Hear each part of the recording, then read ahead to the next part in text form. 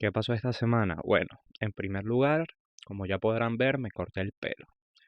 Me corté el pelo mientras estaba recibiendo clases en línea, pero obviamente no me rapé completo, que ya lo he visto bastante. Por esas historias de Instagram me está fluyendo esa rapadera de pelo duro. Yo no, yo sencillamente me limpié los lados y ahora no sé ni qué parezco, pero aquí estoy. Ya honestamente ya estoy en un estado en el cual mi apariencia personal importa muy poco. Tengo muchos pelitos de bebé, como podrán ver aquí. Y lo que me di cuenta es que me apliqué como un monje invertido, un fraile invertido. Ustedes no sé si saben el cortecito de pelo de los monjes.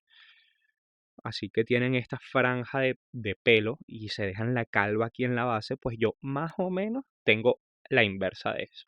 Seleccionar, selección inversa para mi gente que maneja y domina más o menos el Photoshop. Ahí estamos. Si me suelto el cabello parezco un ponqueto, parezco un pincel ambulante, como ya lo hacía la primera vez que me corté el pelo, pero bueno. Eso por un lado y por el otro, en este proceso, pues mi hermana me hizo una manicure, me hizo las uñas y no puedo estar más contento. O sea, se me abrieron las puertas a un universo inexplorado y a partir de esto entiendo muchísimas cosas, porque las mujeres en general, porque son las que generalmente van a un sitio específico a hacerse las uñas y entiendo el placer detrás de esto, porque de verdad que uno está en ese momento ahí con tus uñitas ahí con tus uñitas ahí en el agua caliente para que se te ablanden y están ahí cortándote la cutícula y todo eso y uno se siente mimado, la verdad. Entonces, sabroso, una experiencia maravillosa. Yo toda mi vida me he hecho las uñas de los pies, porque ya estamos en confianza aquí, porque a mí se me encarnan muchísimo las uñas del Sí, es el pulgar de los pies. Es interesante eso. Pulgar es en las manos, pero no, también es el pulgar. Sí, el pulgar, el pulgar. El pulgar de los pies se me encarnan las uñas muchísimo. Aquí ya estamos en confianza. Y ustedes, entre ustedes y yo, existen pocas, pocas cosas ocultas. Poco a poco se irán enterando más de mí. Aquí yo me estoy destapando. Iba mucho a ese sitio porque por eso, entonces como para prevenir, siempre me las cortaba ahí, que más o menos me hacían un cuidado un poco especial. Que eso era mientras vivía en Venezuela. Desde que estaba aquí en España no he ido más a eso. Y gracias a Dios, chica, mira, yo desde que llegué acá, problemas con eso, más ninguno. Como que mi cuerpo sabe que no me puedo poner con tonterías. Entonces sí, esas dos cosas. Ha sido lo más emocionante que me ha pasado en la semana.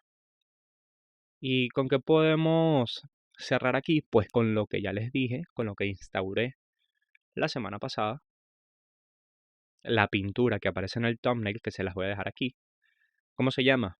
Marte venciendo a la ignorancia. Y la pintó un señor que se llama Antoine Claysens, suponiendo que se pronuncia de esa manera. No tengo idea de cómo se pronuncia. Esta pintura se pintó en 1605 y es un óleo sobre lienzo que mide 1,97 m por 2,79 m. Si tú quieres ir a visitar esta obra, ahora no mismo, porque las aerolíneas están comiendo mierda, pero en un futuro, ¿a dónde tienes que dirigirte? Pues tú vas a ir a Bélgica y vas a visitar el Museo Groningen. Creo que se pronuncia así también, no tengo ni idea. ¿Dónde se ubica este museo? En la ciudad de Brujas, que es de donde vienen todos los policías. Empezamos. Requemándote la ciencia de la vida, de las aves volando, soltando palabras, pensamientos oscilando, tú tranquilo y yo nervioso, solo estamos requemando. Ey, requeme que no existe, que se existe, opiniones van y vienen, disfrutando de energías que nunca se detienen, libre de intenciones, esto es puro requeme. Sean bienvenidos a este séptimo episodio, el número 7 de la suerte, de Requeme Sessions, un espacio abierto para pensar en voz alta. Mi nombre es Aníbal de Andrade y como ya lo saben pueden seguirnos a través de las redes sociales para enterarse de las últimas novedades de este proyecto que cada vez se viene más palo abajo. @Requeme Sessions en Instagram y Twitter y mi cuenta personal @Sebenuela también en Instagram y Twitter. ¿Por qué digo que se viene cada vez más palo abajo? Porque es la realidad. Los números no mienten. No pasamos las 30 reproducciones por programa, por episodio. Y bueno, ahí estamos. A pesar de ello, persistimos. Ya alguna vez lo dijo, no sé si ya yo dije esa frase aquí en el podcast, pero se me viene a la memoria eh, una frase del Libertador de las Américas, Simón Bolívar, personaje insigne y también bastante machacado. Insigne tampoco, Bolívar tenía sus vainas. Lo que pasa es que a uno en el colegio o sea, a Bolívar lo endiosan, pero Bolívar era una persona extraña y con muchos complejos seguro. Dios le concede la victoria a la constancia, decía. Estamos siendo constantes. ¿Cuándo llegará la victoria? No sabemos. También habrá que ver cuál es la definición de victoria. Tampoco sabemos. Pero ahí estamos, sin más. En algún momento echaremos para arriba. Podrán haberse dado cuenta que estamos estrenando tema para el podcast. ¿Y cómo se llama? Se llama Requeme, así, a secas. El próximo hit del verano. Si es que llegamos a tal cosa como un verano, como si se consolida esa estación del año. Es letra y música, como si fuese un himno nacional. Es prácticamente el himno nacional de Requeme Sessions. Letra y música de Juancito, de @DJ Yoko, en todas las redes sociales y todos los medios por los cuales se puede escuchar música. Dígase Spotify y SoundCloud y YouTube. Fíjate tú eso del SoundCloud. Si tú eres una de esas personas bien underground, bien alternativa, de las que se mete en SoundCloud a cazar el siguiente talento de o el rap o la música electrónica, porque generalmente salen de ahí los icónicos SoundCloud rappers, pues bueno, ahí te dejo el perfil de Yoko para que te metas y le eches una escuchadita a su movida, que está bien de pinga. Mucho amor, mucho cariño. Repartamos ese amor y ese cariño desde Requiem Sessions hacia los colaboradores de Requiem Sessions, porque ya Yoko es de la casa. Sin más floritura que esta, habiendo dicho lo necesario, vamos a entrar directamente en tema. ¿Y de qué vamos a hablar hoy? Pues de una de las bases fundamentales del requeme, una de sus bases teóricas, que es la ignorancia, pero no desde no desde cualquier perspectiva, sino desde la relación que existe entre la ignorancia y sí, como el carácter humano. ¿Por qué? Desde a qué me refiero con esto, que suena más ambiguo que nada, porque lo soy. Que todos reconocemos a la ignorancia como un defecto en general. O sea, la ignorancia es un término, o sea, llamar a alguien ignorante puede ser utilizado de forma peyorativa, es decir, como un insulto, o en general puede significar algo negativo, ser ignorante. Pero la premisa del episodio de hoy será verificar qué tanta virtud hay en la ignorancia, porque es una de las frases comunes, como si, una frase universal, que no hay virtud en la ignorancia. ¿Qué quiere decir esto? Que no hay nada bueno en no sé cuántas veces ya he dicho ignorante por minuto, parece un contador, tin, tin, tin. Pero eso, que no hay virtud en la ignorancia, que no hay nada bueno en ser ignorante. Sin embargo, eso puede ser debatible y ese va a ser el propósito de este episodio, pensar y desarrollar alrededor de este concepto. Y por supuesto que para hacer esto tenemos que empezar por una definición de términos básicos, ¿cierto? Entonces aquí yo me vengo a la fuente inagotable de información del Internet, que es wikipedia.com, la enciclopedia libre, su tagline, muy importante. Y entonces, ¿cuál es una definición como tal de ignorancia? Que yo creo que está muy clara, pero por si acaso. Por si eres ignorante respecto a la ignorancia, aquí te la dejo. ¿Qué es la ignorancia? Viene de el verbo ignorar, y este a su vez tiene raíz latina ignorare, no saber. Es un concepto que indica la falta de saber, conocimiento o experiencia, y tiene curso común en los ámbitos filosóficos, pedagógicos y jurídicos. Pues sí, es sencillamente no saber. Es una palabra demasiado como que icónica y clásica.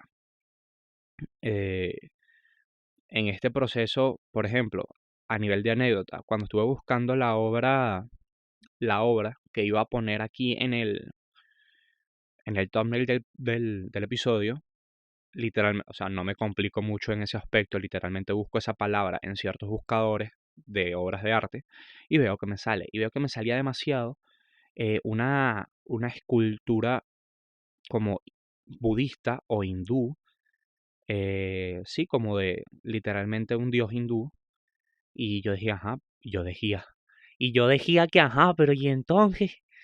Entonces yo decía, ¿qué coño tiene que ver una estatua hindú, que obviamente es una deidad budista, que tiene que ver con la ignorancia? Y resulta que lo que no conocía es que la ignorancia tiene un papel importantísimo dentro de la cosmovisión budista. ¿Por qué? Porque la ignorancia, que se conoce, esto también lo voy a pronunciar del culo, en el budismo se conoce como avidya, sí, más o menos, avidya. Eh, ¿A qué hace referencia? Precisamente a la ignorancia, y es uno de los principales. Es que tengo la chuleta aquí y me confundo. Aquí está. ¿Por qué es tan importante la ignorancia dentro de la religión budista? Porque ellos establecen que la ignorancia es la base del sufrimiento, que se llama dukkha. Dukkha es como el sufrimiento, o sea, es un concepto mucho más global que se refiere a la insatisfacción fundamental y al dolor que existe en la vida mundana. Entonces, a través del budismo, la cuestión va de acabar con el sufrimiento de la vida. Ese estado de ausencia de sufrimiento es lo que se conoce como nirvana. eh, y entonces la fuente principal, según el budismo, que el budismo es demasiado amplio, pues, o sea, eso es como es.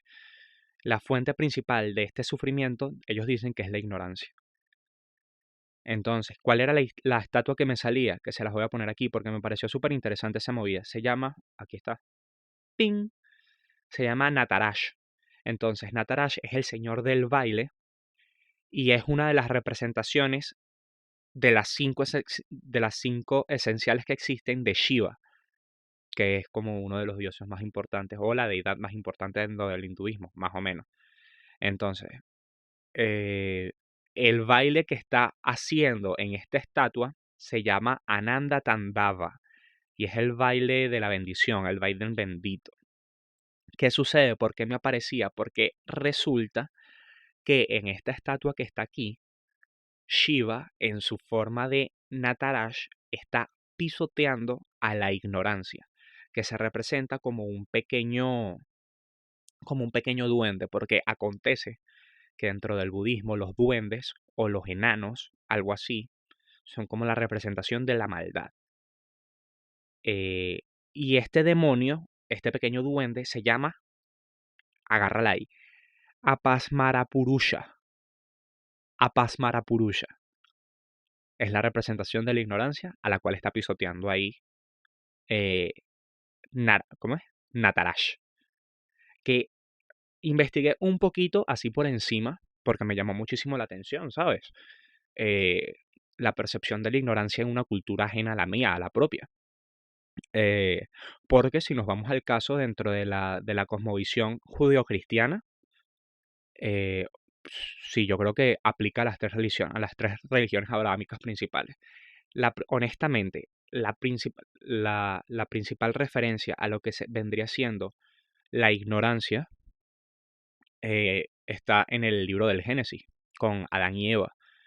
Literalmente es la primera referencia a una de las cuestiones de la ignorancia, que luego de que ambos muerden del fruto prohibido del árbol de la ciencia, la verdad, no sé qué, ellos se esconden, o sea, Dios les dice, ajá, papadito, ¿qué hiciste? Dios te dije que no comieras de la manzana. Y entonces ellos dicen, bueno, bueno, pero, y entonces Dios, así tal cual, esto fue lo que pasó. Estaba Adán ahí, que, bueno, pero, eh, eh, Dios les dice, ajá, pero ¿por qué te escondes? ¿Qué pasó? Y entonces él les dice, no, me escondí porque estaba desnudo. O sea, no quería que me vieras en bolas, pues. Y el punto de quiebre es que, exacto, ellos a través de comer de la, del fruto del árbol, fue que entraron en conciencia de su condición de desnudez. Era algo que no sabían. Y a través de comer de este fruto fue que adquirieron el sentido de vergüenza. Eso por un lado, aquí. Entonces, exacto, qué interesante la percepción que se tiene de la ignorancia en otra cultura. Aquí lo que hice fue revisar, tipo, literalmente me metí en un vórtice de artículos de Wikipedia como por 25 minutos y arrechísimo la complejidad del budismo, aparte de las miles de vertientes que tiene el budismo. Súper arrecho. ¿A qué me llegué con todo esto? Que me causa mucha risa. Eso fue como una moda, como de hace 3 4 años, que todo el mundo ponía el bendito símbolo de Om en la biografía de Instagram. Que tú así como que... Y gente que ni siquiera ha hecho yoga en su puta vida. Porque hay gente que como que le llamaba la atención la movida del yoga, no sé qué, te puedo entender que tú pongas el bendito símbolo de Om. Que ya yo ni siquiera, ya yo estoy hablando aquí desde la ignorancia, que no sé hasta qué punto están auténticamente relacionados el Om con el, con el hinduismo, pero yo creo que sí. Eh, sí, está en las religiones dármicas se llaman. Tú te metías en ese pedo, todo el mundo con el simbolito de Om y no habían hecho ni siquiera yoga en su maldita vida. Gente que se tatuaba. Yo he conocido gente que tiene un fucking Buda tatuado en el cuerpo. ¿Y qué coño de madre tienes que ver tú con el budismo? ¿Estás viendo? Eso es como regodear, porque literalmente uno más o menos le ve el perfil a la persona, caes dentro de los prejuicios, me sabe a culo, pero tú sabes quién es la gente y entonces vienes y te tatúas un Buda, ¿por qué? Eso, coño, es una vaina seria, o sea, te estás tatuando un dios, una deidad en tu cuerpo, de una religión que ni tan siquiera practicas. Entonces, es como un poquito así como que, ¿qué pasó, papi? ¿Todo bien? Eso yo creo que es como hacerlo así, es como yo digo, puedes hacer con tu cuerpo lo que te dé la puta gana. Cada quien hace de su culo un florero, si así le apetece. Pero coño, hay que hacer las cosas con un poquito de fundamento. Tan sencillo como eso. Me parece eso, el comentario hater de lo que va de tarde. Y así es como, así, en estos espasmos de neuroticismo, es como yo me pierdo en el hilo. El asunto es que, muy interesante, la percepción de la ignorancia dentro del budismo es como la base del sufrimiento. ¿Y por qué lo traje? Porque es como absolutamente lo contrario. O sea, una de una de las versiones que mantiene que si existe cierta virtud en la ignorancia, que si hay cierta virtud en la ignorancia, es que al contrario, el conocimiento en exceso es fuente de sufrimiento. Pero ya entraremos allí. Otra de las cosas que, exacto, que encontré en este proceso de buscar, de investigar para el programa, la burda investigación que yo hago para afrontar este peo, me salió lo de la película de Iñárritu, o Iñárritu, no sé cómo se pronuncia su apellido, no sé dónde lleva la tilde, la de Birdman, porque se llama Birdman o la inesperada virtud de la ignorancia, que es un peliculón, porque es un peliculón, vayan a verla si no la han visto. Eh, y exacto, más allá de lo que sea, ¿por qué se llama así la película? Porque acontece que exacto, que este tipo, de que va la película muy a grandes rasgos, si no la has visto todavía, ya va. ¡Ay! El que debería empezar a hacer yoga soy yo, porque exacto, yo estoy sobre mi cama, como con las piernas cruzadas, pero me vuelvo mierda. ¡Ah! Ah. Ahí la tienes, pues un regalito. Como decía, eh, ¿de qué va la película? Obviamente es un actor, digamos que un actor quemado, que busca una última oportunidad de redención para su carrera, busca legitimidad en su carrera a través de una obra de teatro en Broadway. Ante este escenario, él se enfrenta digamos que, al panorama de críticos de teatro de Nueva York, que son aparentemente toda gente muy rancia, que obviamente lo rechazan porque creen que él es un actorcito hollywoodense que no tiene nada que ver con el verdadero arte de actuar, que es el teatro, y mucho menos en Nueva York, bla, bla, bla. Lo amenazan con que a mí me sabe a culo como sea tu obra, te la voy a destruir en los reviews. Eh, él esta interacción se da con una crítica, o sea, sí, como con una crítica en específico. O sea, cuando digo una crítica me refiero a una señora que hace las críticas. Eso, una crítico, no sé. Anyway, resulta que en ese peo, no voy a hacer spoilers de la película, en ese peo resulta que la función sale considerablemente bien y luego el título que esta crítico le da a su crítica es la inesperada virtud de la ignorancia, porque obviamente estaban poniendo como que este tipo no tenía ningún tipo de formación ni nada y sin embargo hizo una buena obra. Y a partir de ahí nace el subtítulo, sí, como el subtítulo de la película, por decirlo algo. Es como el título completo, pero al final de cuentas viene siendo un subtítulo. Yo creo que esa sería una buena vaina para saber qué tan pretencioso eres. Si le llamas Birdman, obviamente todo el mundo, ah, sí, Birdman, ok, sí, ah, la que se ganó el Oscar, creo que se ganó un Oscar, la que se ganó el Oscar, sí, no sé qué, no sé qué. Pero si vienes, oye, ¿tú has visto la inesperada virtud de la ignorancia? Y, ¿cómo? ¿Ah? Es como que, ¿sabes? Todo eso. También es una película muy interesante porque precisamente habla, o sea, uno de los de las subtramas, uno de los subtextos es precisamente eso, que es una de las cuestiones más interesantes también, que estaban, el panorama de los críticos estaban asumiendo una superioridad intelectual y estaban despreciando al, al protagonista de la historia, partiendo de que suponían de que no tenía la misma formación que ellos y que era un fraude, que estaba intentando introducirse en su universo sin tener la preparación adecuada, etcétera, etcétera. Y es uno de los principales problemas que veo con el asunto del conocimiento o de la persecución del conocimiento y su relación con la ignorancia y todo eso. Porque yendo al caso,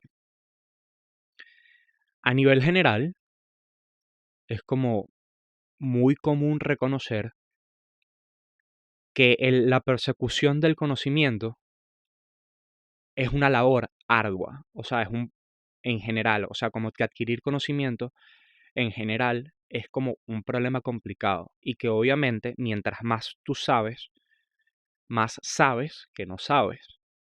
Este trabalengua maldito, que pareciera no tener sentido, se ha manifestado muchas veces a lo largo de la historia, muchas frases. Yo recolecté algunas cuantas que, bueno, no algunas cuantas, recolecté una, que es muy famoso por René Descartes, que dice, daría todo lo que sé por la mitad de lo que ignoro.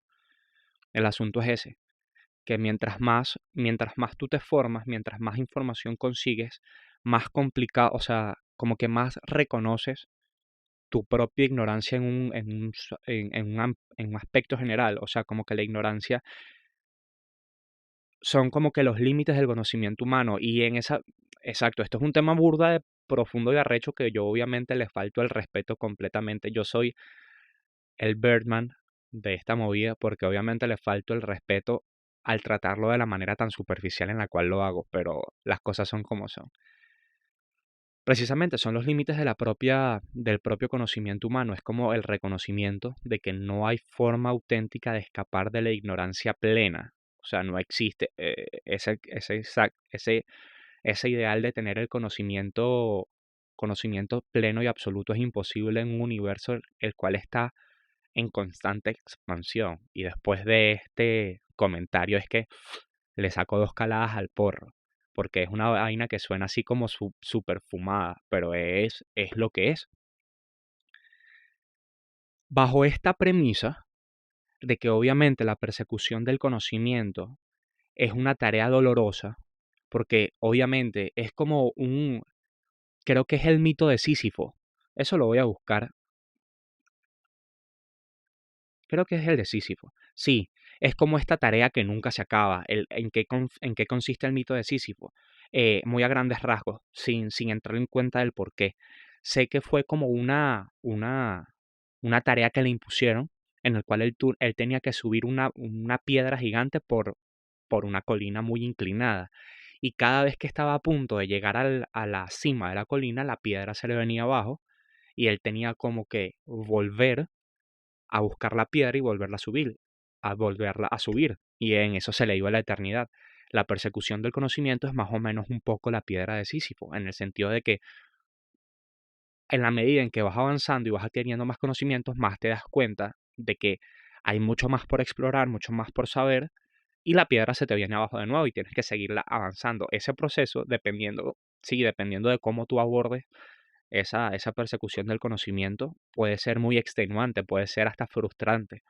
Bajo esa premisa, bajo toda esa, teniendo en cuenta todo esto que les estoy diciendo, la ignorancia viene siendo un estado de felicidad, porque como no, exacto, en ese desconocimiento, es aquí por donde me voy, en ese desconocimiento no tienes problemas, no tienes como esa inquietud interna o no tienes no se te genera ese complejo en general. Aquí es donde hay como que donde se separan los dos tipos de ignorancia, según este artículo de Wikipedia que tengo aquí, porque ellos ponen aquí, también me parece como que es muy a grandes rasgos que dicen que hay eh, dos tipos de ignorancia, muy a grandes rasgos, y dice que hay una ignorancia sabia, es aquella en la cual se sabe que no se sabe, que es todo esto que les vengo describiendo ahorita y todas las posibles fuentes de sufrimiento que puede traer el reconocer la propia ignorancia. Y luego está la ignorancia profunda, que es aquella en la cual no se sabe que no se sabe. ¿Y cuál es la manifestación de esta? Supuestamente la inocencia, que si bien la inocencia es este concepto en el cual uno no tiene culpa por un crimen o un delito o cualquier otra cosa, ese es el principal concepto de la inocencia, cuando no se tiene culpabilidad por un pecado o por un crimen o etcétera. En general, la inocencia también hace referencia a un estado de inexperiencia o de desconocimiento sobre cualquier área. ¿Qué sucede? Que a nivel general no se supone que no hay que la inocencia es percibida como una virtud, en el sentido de que, y aquí es donde está el peo, en el sentido de que cuando se dice que una persona es inocente, se le achaca esta movida de que no reconoce el mal y de que no es capaz de ejecutar el mal. Generalmente ese es el concepto inicial de la inocencia, que no, que no tienes conciencia del mal y que por tanto no eres capaz de hacer el mal, porque no sabes respecto a él que tus acciones, o por ejemplo, si puedes hacer el mal, pero no lo haces con intención porque no tienes conciencia de ese mal. Esa es como que la virtud o lo que pudiese venerarse a través de la inocencia, ¿cierto? Que también es interesante, que no hay nada que se proclame como más doloroso como la pérdida de la inocencia. Es como este concepto tan arrecho en el sentido de que cada vez nos quejamos más, o sea, porque vivimos en una sociedad, esa es la frase que encaja perfecto en este momento, que es como una queja común, que decimos, ay, qué lástima, cada vez a la niñez le dura menos la inocencia y se manifiesta en cualquier clase de cosas. No tal, mira las canciones que están cantando, cada vez los jóvenes tienen sexo a edades más tempranas, se les acaba la inocencia, esa es la frase, se les acaba la inocencia antes de tiempo. Y entonces, como a nivel general, la niñez es una época tan libre de preocupaciones, tan feliz, a niveles generales, que hay casos de casos. No, y es así. Uno puede presumir que la niñez es un estado de felicidad siempre y cuando se mantenga la inocencia. Porque cuando una persona presume o sea, cuando decimos que una niñez fue desdichada, o sea, que fue una infancia terrible, etcétera, en muchos casos es porque vas perdiendo la inocencia en el sentido de que vas adquiriendo conocimiento y vas adquiriendo conciencia del mal. Literalmente es eso.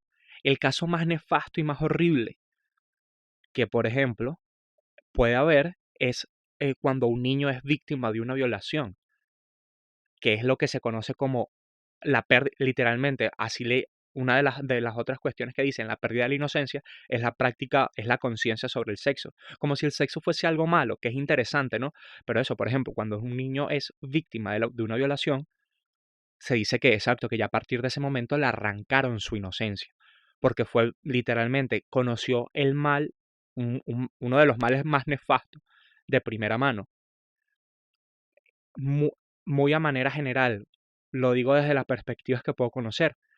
Cuando un niño se desarrolla en un ambiente hostil, digamos en un ambiente más pobre, en un barrio, etcétera, etcétera, que le toca conocer a edad muy temprana lo que es el mal por enlistar situaciones muy fuertes, como puede ser la violencia, como puede ser, no sé, el narcotráfico, o sea, el consumo de drogas, etcétera, etcétera, se dice que ese niño no tiene, o sea, pierde su inocencia rápidamente. Es como este escenario súper clásico, exacto, de eso de nacer en un barrio. Y lo que se trata más que todo es de preservar la inocencia de ese niño. Y es como lo más complicado también. Entonces, en ese escenario, es como la añoranza de ese desconocimiento, la añoranza de ese. Es que sí, es como, ¿sabes? Me quedo absorto en ese propio término. Y es tan así que, exacto, la cultura pop, mucho del cine y en general, es tan interesante todo este peo de, de la pérdida de la inocencia como algo tan importante, que es como entender el mundo como lo que es como un género completo en la cultura pop, que son, por ejemplo, las películas las que se llaman, no sé cómo se traduce el término al español, pero las que se llaman coming of age, que es como cuando te haces adolescente. Hay literalmente libros y películas hasta el cielo de todo eso. Quizás el que más me recuerdo de buenas a primeras es El guardián entre el centeno. Literalmente va de esa movida, que como este chico que está en la adolescencia aborrece el, la, la, aborrece completamente la edad adulta, quizás porque él ya sabe todos los males que vienen a partir de eso, y puede ser precisamente eso, el aferrarse, el reconocimiento del conocimiento o de la conciencia de las cosas como un estado de dolor, y que aferrarse a la inocencia o aferrarse a la ignorancia es un método de permanecer en un estado en un estado sí, de control, ¿cómo que se llama esto? Sí, ay, se me va la palabra, qué fuerte. Sí, es como un estado de control, como una zona de confort, es la palabra, esa es la palabra que quiero decir, es como una zona de confort máxima. Este, este puede ser la premisa bajo la cual puede existir quizás virtud en la ignorancia. Y exacto, se manifiesta en otras frases. Por ejemplo, está el clásico ojos que no ven, corazón que no siente. O sea, en la medida en que tú no sabes algo, ese algo no te afecta.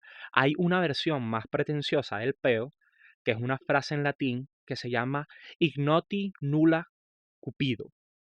O sea, no puedes desear aquello que no conoces. Y ahí nos vamos por otra vertiente más allá, que es decir, coño, este deseo por las cosas, no sé qué, o sea, mientras más quiero, más infeliz soy. Entonces, si no conozco lo que no quiero, no puedo ser infeliz, bla, bla, bla. Es como todo este peo de,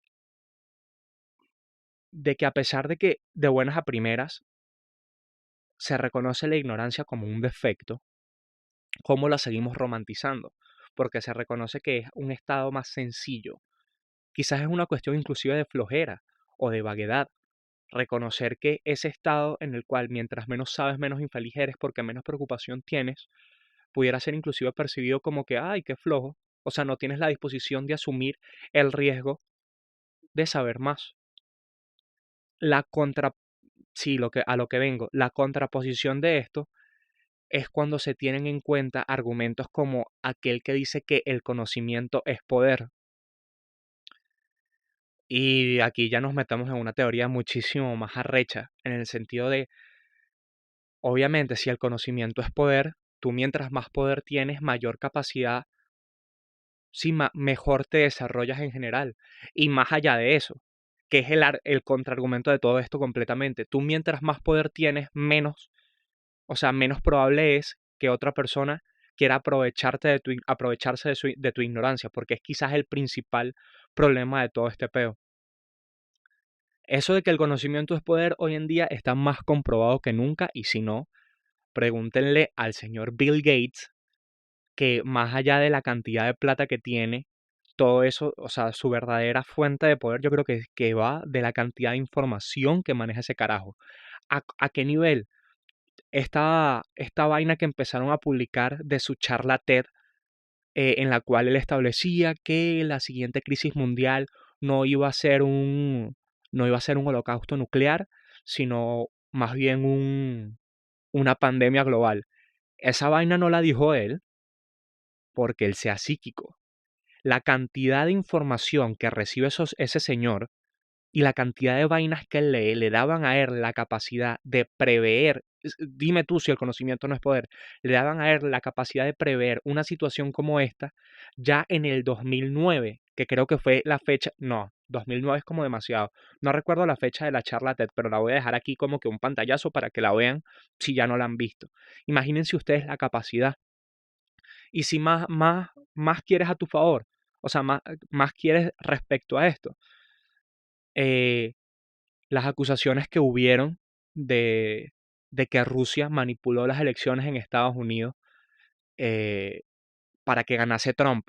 Todo esto se hizo a través de la Big Data, es decir, de la información que nosotros mismos dejamos puestas en el Internet, que respecto a todo este tema hay un documental en Netflix buenísimo, que también les voy a dejar el link, o sea, les voy a dejar la foto aquí, les voy a dejar los links para que puedan visitar todo esto porque es súper interesante. Es tan arrecho la consolidación de esta premisa que hoy en día dicen que la información es más valiosa que el petróleo. Es como lo fuerte de eso, es como y va precisamente de nuevo en todo este peo de gente que tiene conocimiento aprovechándose de gente que no lo tiene. Es como el conocimiento como fuente de poder y entonces la ignorancia como un estado de, ¿sabes?, de sumisión.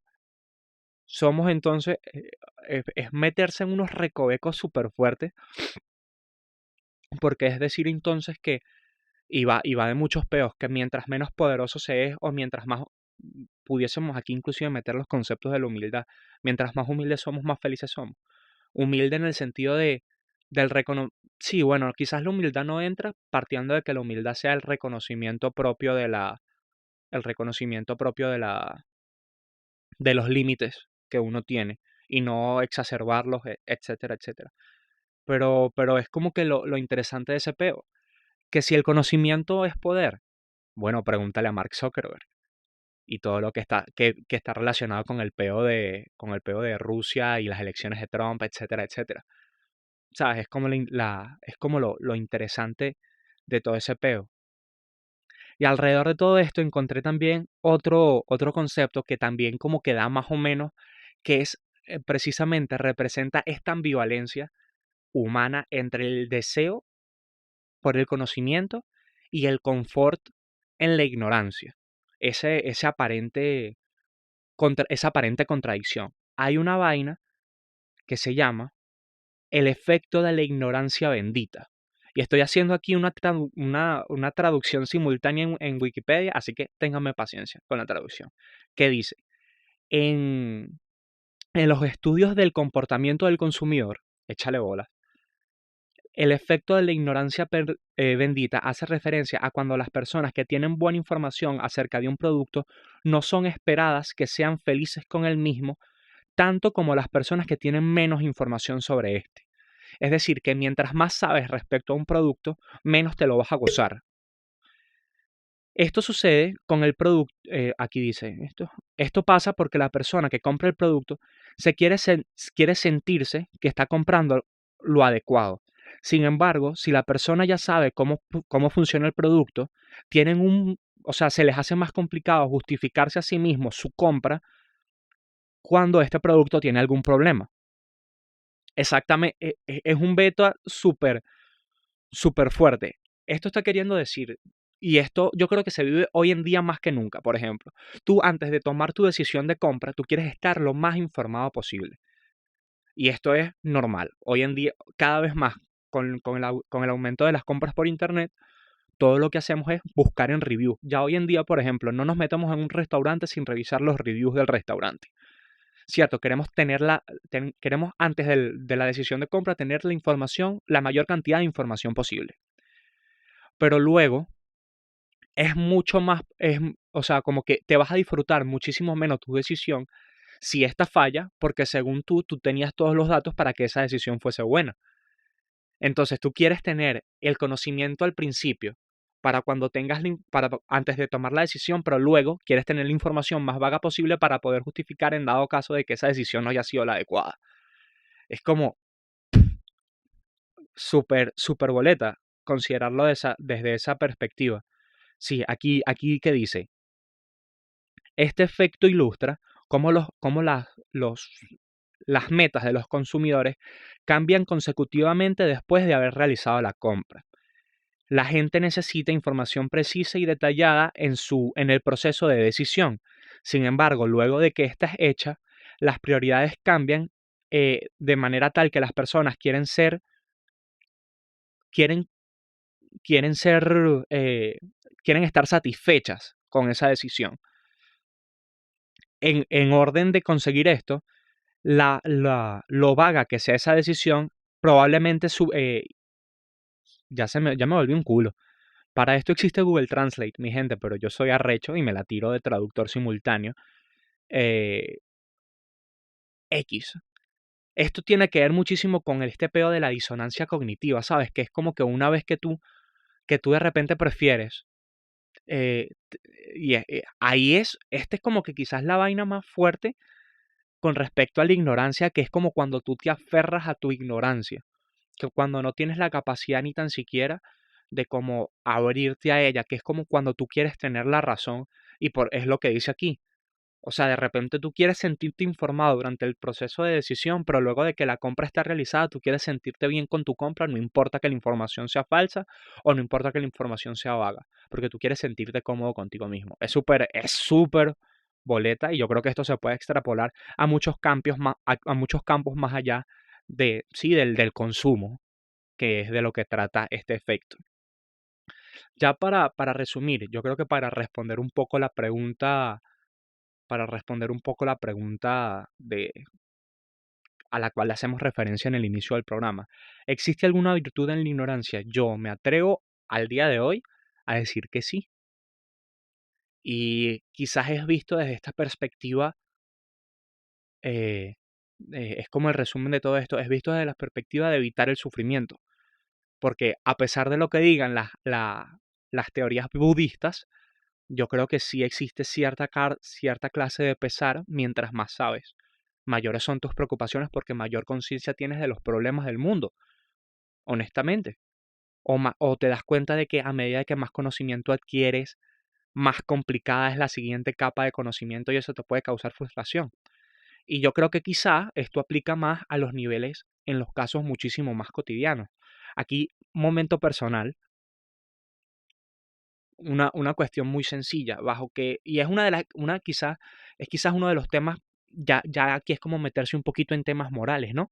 Pero, pero por un ejemplo muy sencillo, cuando nos enfrentamos en mi familia al fallecimiento de mi abuela materna, ella falleció porque ella iba a entrar a quirófano a que le extrayeran unas muestras para hacer una biopsia, pero lamentablemente no logró salir de esa intervención quirúrgica. Ella había estado presentando muchísimos problemas anteriores, no voy a entrar en detalles porque no es necesario, pero se había llegado al punto en el cual se le iba a extraer una biopsia para hacer un análisis y ver cuáles iban a ser los siguientes pasos, porque las medidas que se habían tomado previamente ninguna había tenido los resultados deseados. Ella lamentablemente no salió de esa intervención quirúrgica, eh, y luego de todo el proceso se llegó a la conclusión de que ella lo que estaba padeciendo era cáncer. Ahora bien, cuando recibimos esa noticia, enseguida el primer comentario fue, quizás está mal, quizás está mal decirlo o no, pero yo creo que es una situación muy común, o sea, que por la cual se puede sentir empatía y que todo el mundo puede comprender. La reacción común dentro de la familia fue, pues, menos mal que se le ahorró este sufrimiento, porque conociendo el carácter de Maigualida, ella no hubiese soportado la realidad de vivir con cáncer. Hay una diferencia muy extrema entre esto y entre el privarle de un diagnóstico oportuno a un paciente. Esas son dos cosas totalmente distinta. Lo que estábamos diciendo es que bueno, que su vida terminó en los términos que tuvo que haber terminado y sin embargo, menos mal que ella se fue sin, sin haber, sin haber sufrido la realidad de reconocerse como padeciente de cáncer. Y yo creo que que esto se extiende muchísimo más allá. Va relacionado también con el tema de la inocencia, que en la medida en la cual se nos priva en la medida en la cual se nos priva de conocimiento es bajo la excusa de que se nos quiere proteger. Algunos casos pueden tener más sentidos o no. Y yo creo que, que el asunto más trascendental de toda esta movida lo tenemos aquí cerquita, porque no se supone que los primeros casos de coronavirus en China fueron en diciembre y precisamente bajo el poder que tenía el régimen chino, ellos lograron esconder esa información porque no querían que se modificase o que esto afectase a la economía del país, el posible brote de una enfermedad a este nivel y tal, y todas las consecuencias que tuvo el ocultar esa información. Se pone todo súper boleta y eso, ya nos metemos cada vez más en profundidades, que bueno, yo creo que ya el tiempo se nos está haciendo.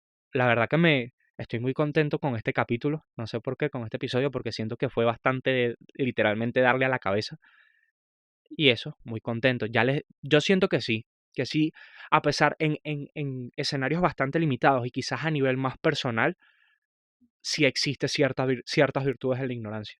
En el sentido del reconocimiento de que a veces no saber las cosas es un estado de mayor tranquilidad.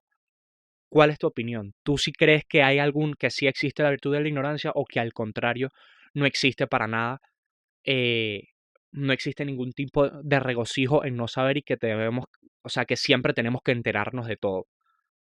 Te dejo esa pregunta para que la respondas en los comentarios. Si llegaste hasta acá, pues muchísimas gracias por acompañarme.